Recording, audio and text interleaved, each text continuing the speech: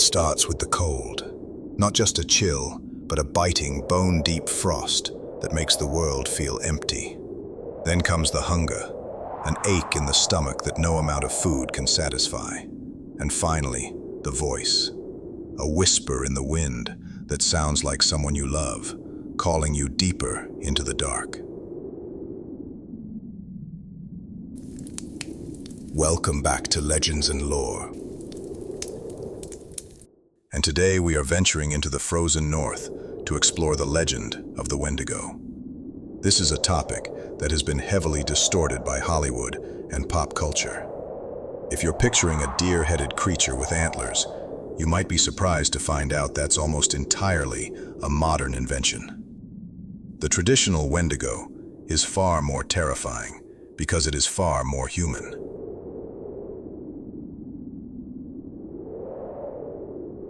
Terrifying real-world cases of Wendigo psychosis, and why this legend still haunts us today. The Wendigo, or Windigo, originates from the oral traditions of Algonquin-speaking tribes, the Ojibwe, the Cree, the Saulteaux, and others across the Great Lakes and eastern Canada. In these regions, winter isn't just a season, it's a survival trial. Historically, isolation was absolute. If your winter stores ran out, you faced a choice that is unthinkable to most: starve to death with your family, or survive by consuming them. The Wendigo is born from that act of cannibalism, but it's also a spirit that can possess a person who is consumed by greed or gluttony. In the traditional lore, the Wendigo is an ever-growing monster. Every time it eats a human, it grows in proportion to the meal it just had, so it can never feel full. It is the literal personification of the hunger. How does one become a Wendigo? In the lore, there are two paths. The first is physical, consuming human flesh. The second is spiritual, being touched by the Wendigo spirit in a dream or through a curse. The transformation is agonizing. It begins with Wendigo fever, a physical sickness where the person begins to crave only raw meat.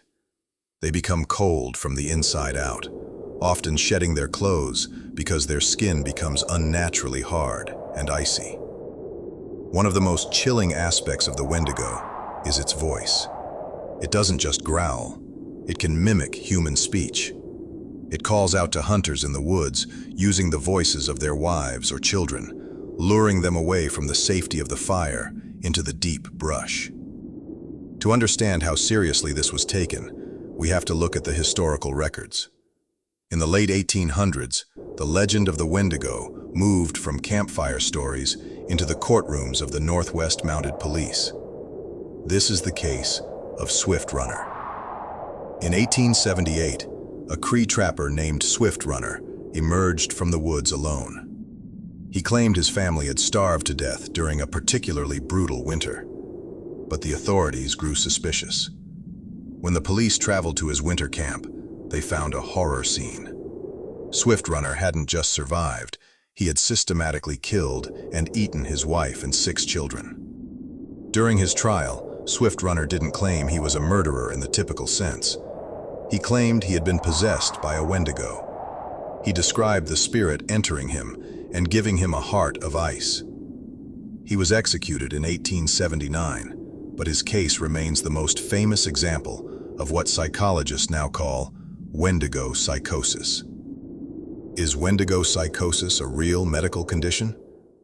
For decades, Western psychiatrists studied it as a culture-bound syndrome. It was a form of paranoid schizophrenia, or clinical lycanthropy, specific to the northern tribes. But many modern indigenous scholars argue that the outbreak of Wendigo stories in the 19th century wasn't just about mental health. It was a reaction to colonialism. Think about it. European settlers were coming in, taking the land, overhunting the animals, and showing an insatiable hunger for resources. To the native tribes, the white colonizers behaved like Wendigos, taking and taking, never satisfied, and leaving nothing but death in their wake. If you go to the movies today, the Wendigo looks like a deer. The antlers actually come from a 2001 movie called Wendigo, and the image stuck. While it makes for a cool monster design, it misses the point of the original legend. The Wendigo isn't an animal. It is a human who has lost their humanity. By making it look like a deer, we distance ourselves from the truth. The monster is us. The Wendigo remains one of the most powerful metaphors in mythology. It's a story about what happens when we prioritize our own survival and greed over the community. In a world where we are often told that more is better, the legend of the Wendigo warns us that more will never be enough if your heart is made of ice. So next time you're out in the woods and the wind starts to sound a little too much like a human voice, just keep walking toward the light. What do you think?